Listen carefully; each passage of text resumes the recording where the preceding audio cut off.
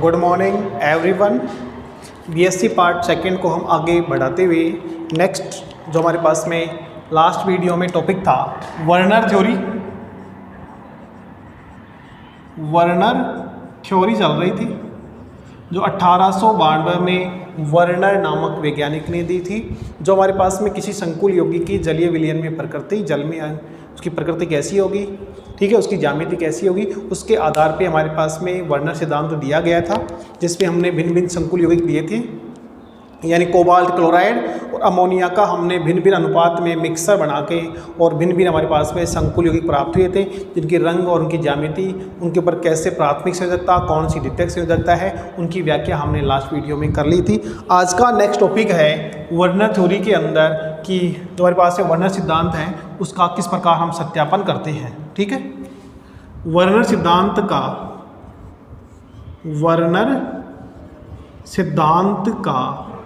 सत्यापन, वर्नर सिद्धांत का सत्यापन।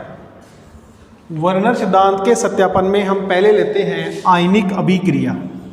पहले हम लेते हैं आयनिक अभिक्रिया।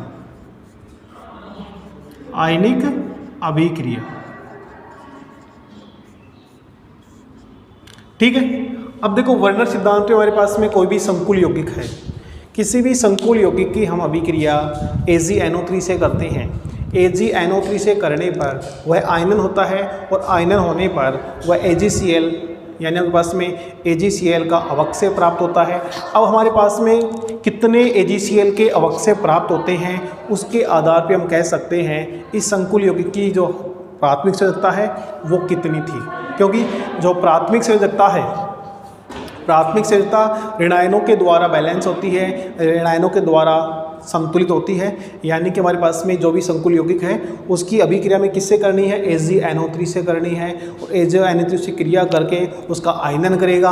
आयनन करने पर वहाँ पे हमारे पास में जो AgCl का अवक्षय बनेगा, वो अवक्षय कितने मोल बनते हैं, 2 मोल बनते हैं, 3 मोल बनते हैं, 1 मोल बनता है, वो डिपेंड करता है हमारे पास से वर्नर थ्योरी के ऊपर। ठीक है, पहला इसमें देखते हैं। सबसे पहले है वर्नर के द्वारा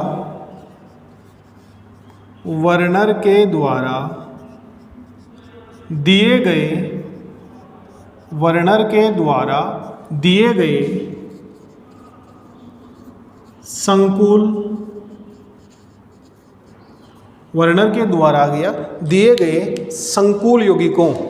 संकुल यौगिकों में AgNO3 मिलाकर आयनन करने पर AgCl का अवक्षय प्राप्त होता है। ठीक है, AgCl का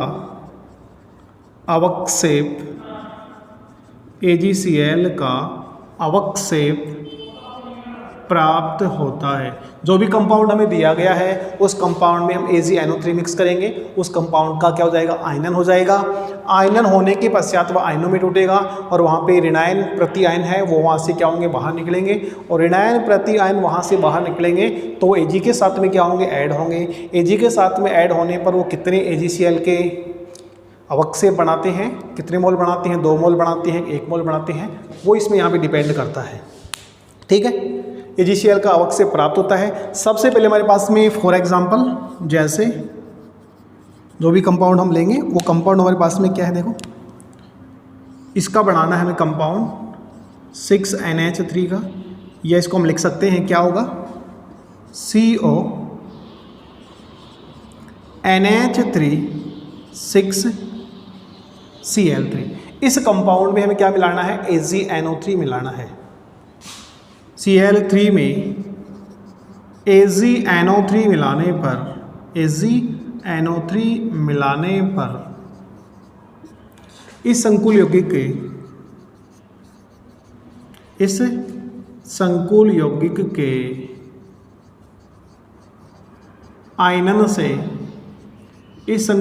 के आयनन से 3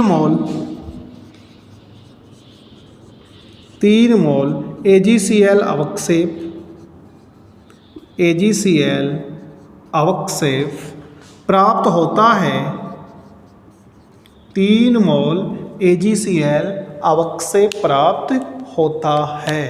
ठीक है, अर्थात हम कह सकते हैं, अर्थात इस यौगिक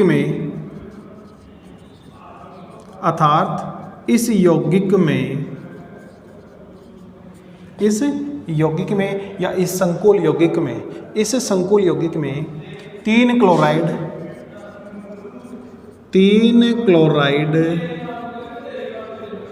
प्राथमिक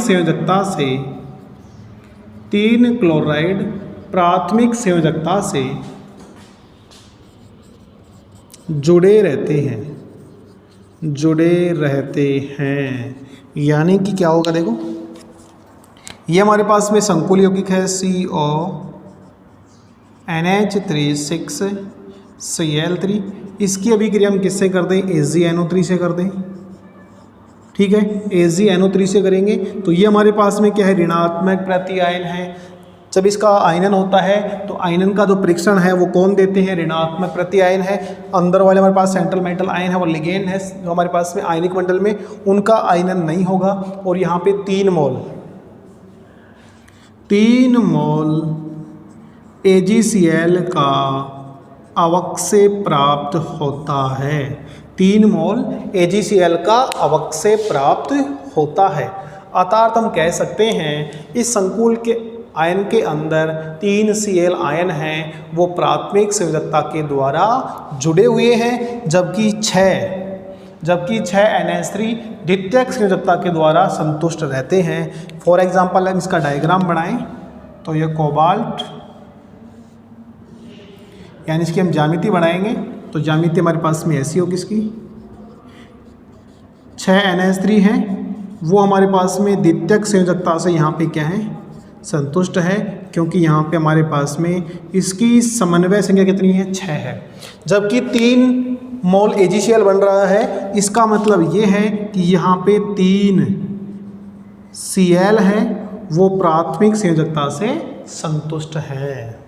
ठीक है, आयनिक प्रकृति या आयनिक अभिक्रिया का मतलब ये है कि वर्नर ने जो भी संकुल यौगिक लिया, यानी कि कोबाल्ट क्लोराइड अमोनिया के मिक्सर से जो भी संकुल यौगिक बनाया है, उन सभी में हमें क्या डालना है, AgNO3 डालना है। AgNO3 डालने पर उसमें कितने मोल AgCl का अवक्षेप प्राप्त होता है, उसी के आधार पर हम बता सकते हैं उसमें प्राथमिक संयोजकता है, उसमें कितने Cl आयन जुड़े हुए हैं। यहाँ पे 3 मोल है, यानी कि यहाँ पे 3 Cl आयन प्राथमिक संयोजकता के द्वारा जुड़े हुए हैं। ठीक है, अगर हम नेक्स्ट एग्जाम्पल की बात करें, आप इसको नोट कर लो या इसका स्क्रीनशॉट ले सकते हैं।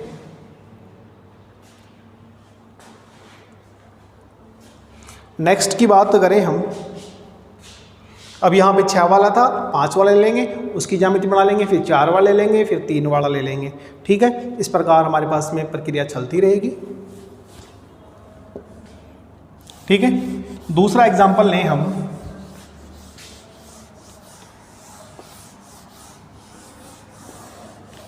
जैसे दूसरा एग्जाम्पल है COCl3 5NH3, या हम कह सकते हैं या CONH3 5Cl और Cl2। इस संकुल यौगिक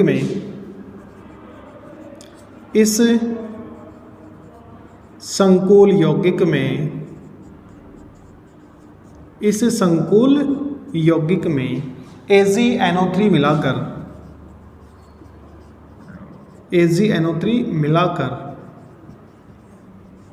आयनित करने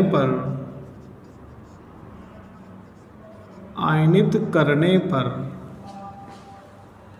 अब यहाँ पे 2 ऋणात्मक प्रति आयन हैं, तो यहाँ पे 2 AgCl के मोल प्राप्त होंगे। करने पर 2 मोल AgCl अवक्षेप प्राप्त होता है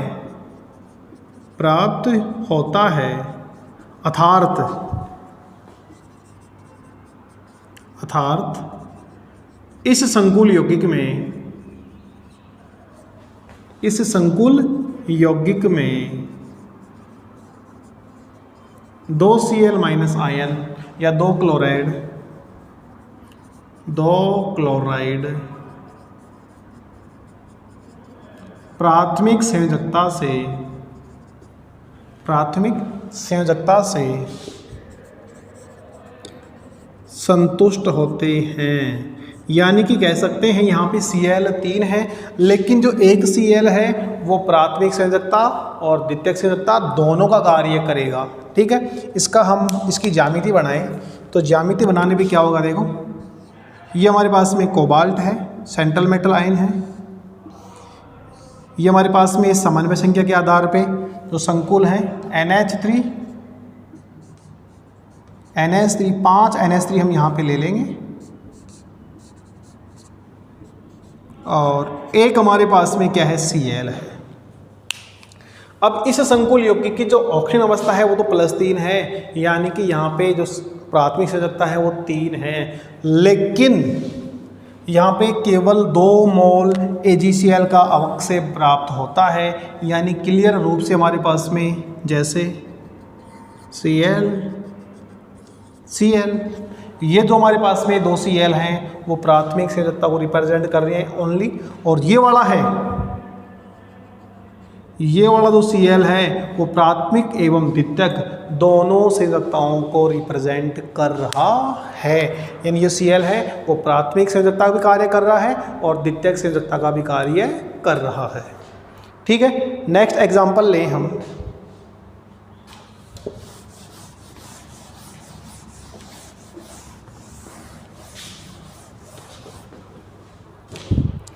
तीसरा एग्जांपल है COCl3 4NH3 COCl3 और 4NH3, या हम कह सकते हैं CONH3 Cl2Cl। यहाँ भी हमारे पास में जो ऑक्सीजन अवस्था है वो कितनी है, +3 है, और जो समन्वय संख्या है वो कितनी है, 6 है। ठीक है, इस संकुल यौगिक में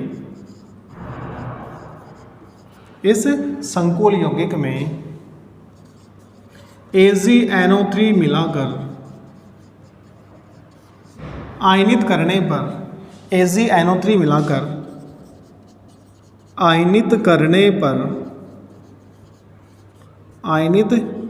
पर केवल 1 मोल AgCl अवक्षेप प्राप्त होता है। 1 मोल AgCl अवक्षेप प्राप्त होता है तथा केवल 1 Cl माइनस आयन है वो प्राथमिक आयन के द्वारा संतुष्ट होता है। ठीक है, इसका हम डायग्राम बनाएं तो क्या होगा, इसकी ज्योमेट्री, ये हमारे पास में Cl आयन है और इसकी जो समन्वय संख्या है वो कितनी होगी, 6 इसकी समन्वय संख्या। ये 6 हमारे पास में क्या है, इसमें 4 NH3 ले लेंगे, NH3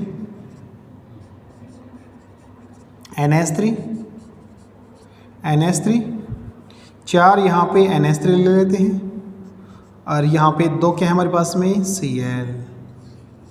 ठीक है, अब यहाँ पे केवल एक Cl केवल प्राथमिक संयोजकता को रिप्रेजेंट कर रहा है, जबकि हमारे पास में ये जो 2 Cl हैं, ये वाला Cl, ये प्राइमरी और सेकेंडरी दोनों संयोजकताओं को रिप्रेजेंट करता है। ठीक है, यानी कि ये वाला कॉम्प्लेक्स है COCl3 4NH3। इस संकुल यौगिक में हम AgNO3 डालेंगे। AgNO3 मिलाने पर आपके पास में 1 मोल AgCl प्राप्त होता है। 1 ही मोल क्यों होता है, इसका हम आयनन करेंगे तो आयनन करने पर जो हमारे पास में आयनिक मंडल में है, जो आयनिक मंडल में जो भी स्पीशीज हैं उनका आयनन नहीं होगा, ओनली Cl का यहाँ पे क्या होगा, आयनन होगा। और Cl का यहाँ पे आयनन होने के कारण Cl का आयनन होने के कारण जितने Cl आयनन का हमारे पास में आयनन हो रहा है उतने ही हमारे पास में क्या बनते हैं, अवक्षय प्राप्त होते हैं। ठीक है, और जितने अवक्षय प्राप्त होते हैं उसमें उतने ही क्लियरली प्राथमिक संयोजकता रिप्रेजेंट होती है। यहाँ पे प्राथमिक संयोजकता 3 है क्योंकि यहाँ पे जो ऑक्सीजन अवस्था कितनी है, 3 है, लेकिन हमारे पास में क्लियरली एक Cl प्राथमिक संयोजकता कार्य कर रहा है। ये दोनों Cl हैं वो हमारे पास में प्राथमिक और द्वितीयक दोनों संयोजकताओं का कार्य करते हैं। ठीक है, इसी के साथ हम नेक्स्ट एग्जाम्पल की ओर बढ़ते हैं। नेक्स्ट एग्जाम्पल में हम क्या लेंगे, COCl3 और 3NH3, यानी कि वहाँ पे 3 Cl हैं और 3 ही वहाँ पे क्या है, अमोनिया है। ठीक है, उसकी बात करें, नेक्स्ट बात करें एग्जाम्पल की, जैसे COCl3 और 3NH3 या CONH3Cl3, इस संकुल यौगिक में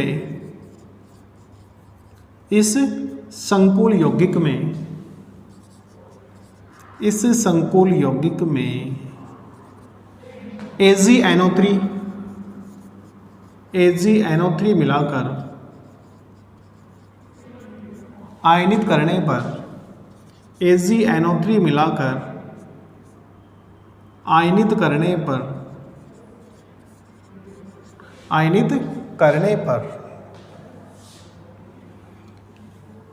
करने पर AgCl का कोई अवक्षेप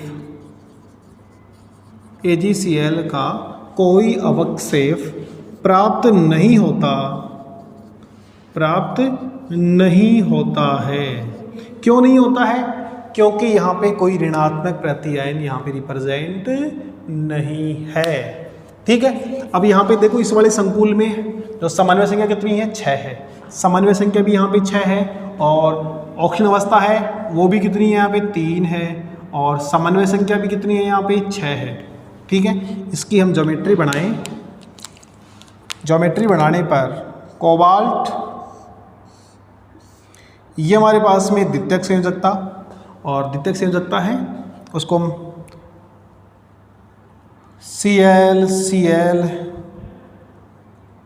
Cl ले लेते हैं। NH3, 3 NH3 लगा लेंगे, 3 Cl लगा लेंगे। अब ऋणावेश ही है जो प्राथमिक संयोजकता को क्या करता है, बैलेंस करता है। अब यहाँ पे देखो ये वाला Cl और ये वाला Cl, यानी कि ये 3 Cl हैं वो प्राथमिक एवं द्वितीयक दोनों संयोजकताओं का कार्य करते हैं। यानी प्राइमरी वैलेंसी और सेकेंडरी वैलेंसी है, उन दोनों को ये क्या कर रहे हैं, रिप्रेजेंट कर रहे हैं। और यहाँ पे कोई भी आयनीकृत स्पीशीज नहीं होने के कारण यहाँ पे AgCl का कोई अवक्षय प्राप्त नहीं होता है। ये हमारे पास में वर्नर सिद्धांत का सत्यापन था, आयनिक अभिक्रिया। ठीक है, आयनिक अभिक्रियाओं के माध्यम से हम ये स्पष्ट कर सकते हैं कि हमारे पास में कितनी प्राथमिक संयोजकताएं होंगी और वो डिपेंड करता है उसमें कितने मोल AgCl का अवक्षय प्राप्त होता है। और AgCl का अवक्षय बनाने के लिए जो वर्गाकार कोष्ठक है उसके बाहर ऋणावेशित स्पीशीज या ऋणात्मक प्रति आयन प्रेजेंट होना चाहिए। जितने ऋणात्मक प्रति आयन वहाँ पे प्रेजेंट होंगे उसी के आधार पर हमारे पास में AgCl क्या होगा, AgCl का वहाँ पे क्या बनेगा, अवक्षय बनता है। ठीक है, ये हमारे पास में था आयनिक अभिक्रिया। नेक्स्ट हमारे पास में इसका जो सत्यापन है, नेक्स्ट सत्यापन हम दूसरी विधि से करते हैं और उस विधि का नाम है हिमांक अवनमन विधि। सत्यापन के लिए हमने पहले आयनिक अभिक्रिया देखा, दूसरा हमारे पास में है हिमांक अवनमन विधि।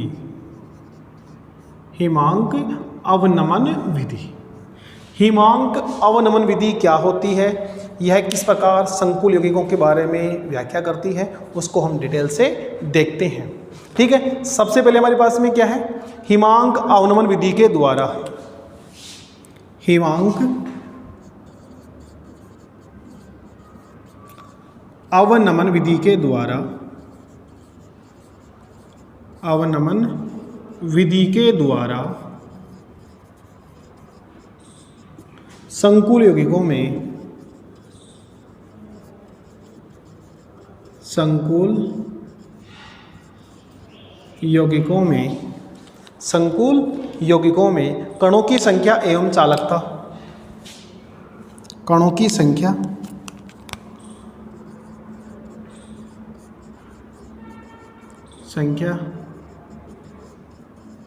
एवं चालकता, कणों की संख्या एवं चालकता आवेश मापन विधि द्वारा, आवेश मापन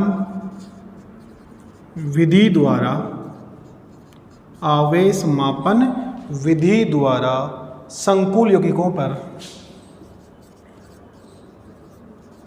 संकुल यौगिकों पर कुछ आवेश ज्ञात किया, संकुल यौगिकों पर कुल आवेश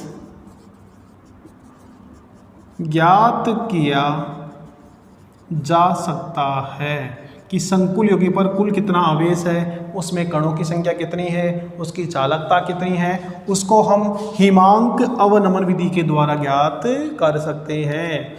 कोई भी संकुल यौगिक है, हिमांक अवनमन विधि के द्वारा संकुल यौगिकों में कणों की संख्या एवं चालकता आवेश मापन विधि द्वारा संकुल यौगिकों पर कुल आवेश को हम ज्ञात कर सकते हैं। वहाँ पे कुल आवेश कितना है उसको हम ज्ञात कर सकते हैं। इसी के साथ में आगे है, इन विधियों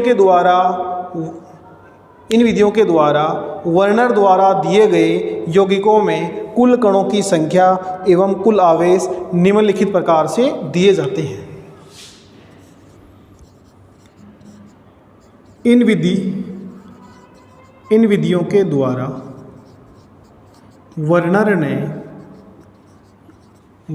ने संकुल यौगिकों के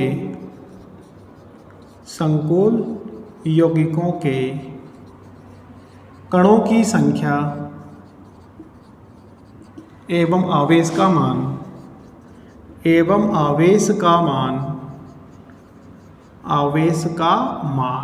ज्ञात कर निम्नलिखित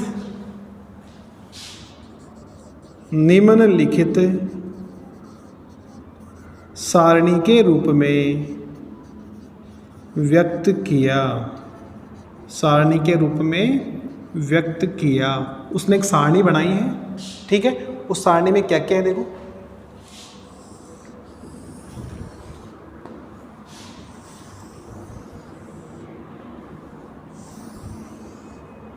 और इस सारणी को उसने 4 पार्ट्स में डिवाइड किया है। और पहला है वर्नर के संकुल यौगिक, वर्नर के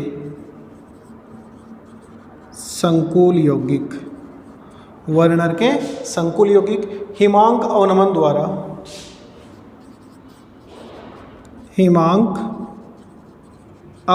द्वारा कुल कणों की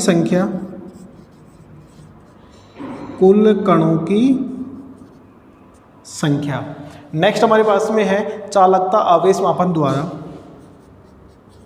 चालकता आवेश मापन विधि द्वारा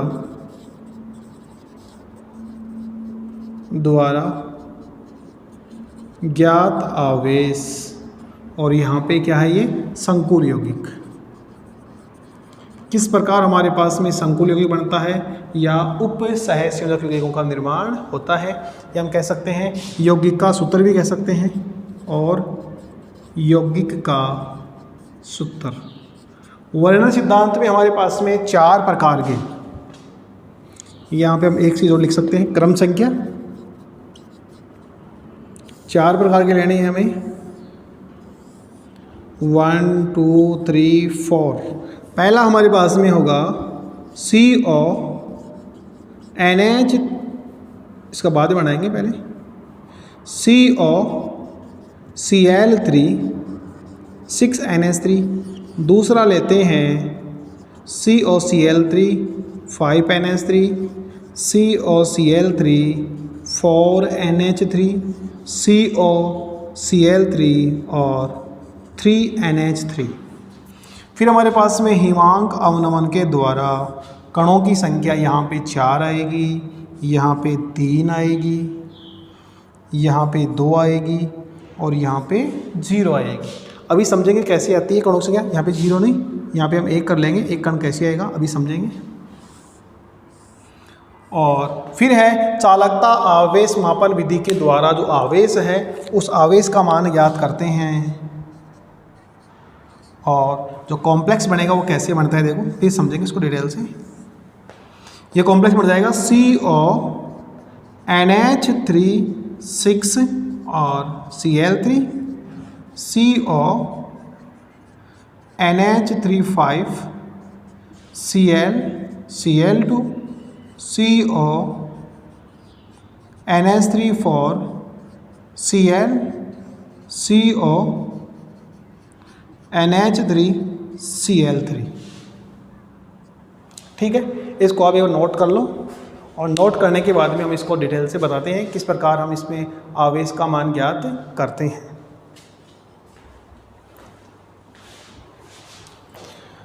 वर्णन ने हमारे पास में 4 प्रकार के संकुल दिए थे, 6NH3 वाला, 5 वाला, 4 वाला, 3 वाला। इनका कलर भी हमारे पास में क्या था, अलग था, पीला था, हरा बैंगनी था, हरा नीला था, नीला था। ठीक है, फिर यहाँ पे हिमांक अवनमनों द्वारा कुल कणों की संख्या कैसे ज्ञात करेंगे देखो।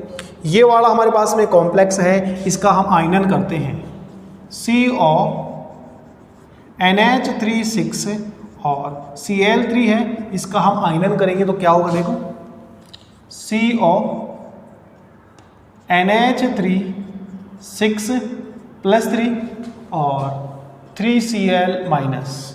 3 तो हमारे पास में ये है, 1 हमारे पास में ये है, तो टोटल हमारे पास में कितने कण हो गए, 4 कण हो गए। इसका हम आयनन करेंगे तो हमारे पास में Cl3 है, 3Cl-, और ये वाला कंपाउंड है, ऐसे कैसे रहेगा, आयनिक मंडल में आवेश कितना आ जाएगा हमारे पास में, +3 आवेश है। ठीक है, दूसरा वाला कंपाउंड लेते हैं, ये वाला CONH3 5 Cl और Cl2, इसका जब हम आयनन करेंगे तो क्या होगा, CONH3 5 Cl + 2 और 2Cl-।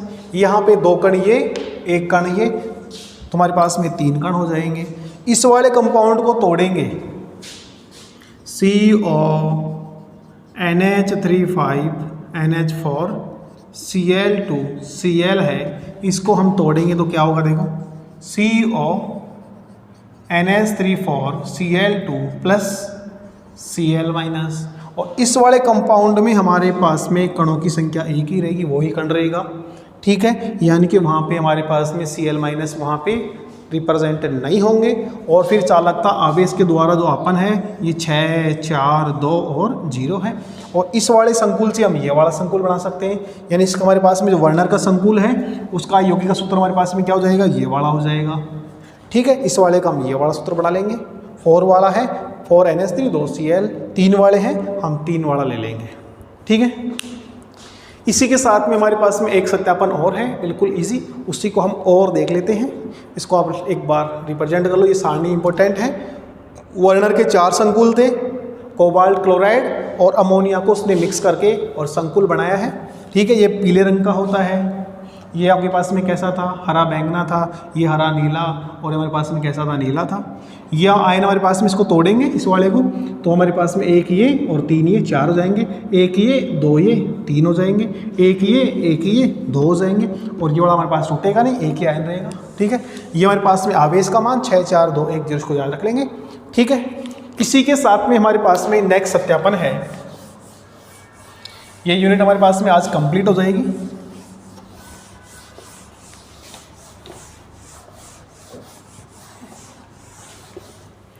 नेक्स्ट है वर्नर के संकुल यौगिकों में प्रत्येक यौगिक की ज्यामिति क्या होती है, निश्चित होती है। वर्नर के संकुल यौगिकों में, वर्नर के संकुल यौगिकों में प्रत्येक संकुल यौगिक की, प्रत्येक संकुल यौगिक की ज्यामिति निश्चित होती है, निश्चित होती है, अर्थात ज्यामिति समन्वय संख्या पे निर्भर करती है। ठीक है, अर्थात संकुल यौगिक की, संकुल यौगिक की ज्यामिति की व्याख्या, ज्यामिति की व्याख्या समन्वय संख्या के आधार पर, समन्वय संख्या के आधार पर निर्धारित की जाती है।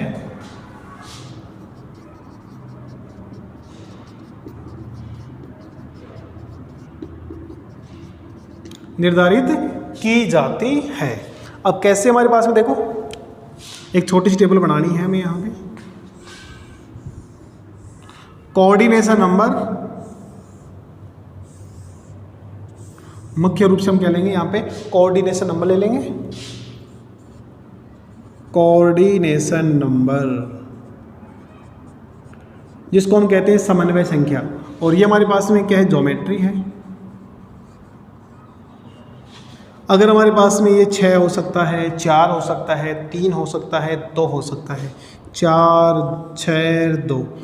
अगर हमारे पास में 6 होता है तो वो होता है ऑक्टाहेड्रल। कैसा होता है, ऑक्टाहेड्रल, जिसको हम कहते हैं अष्टफलकीय। 4 वाला हमारे पास में स्क्वायर प्लेनर भी हो सकता है, स्क्वायर प्लेनर, या हमारे पास में टेट्राहेड्रल भी हो सकता है,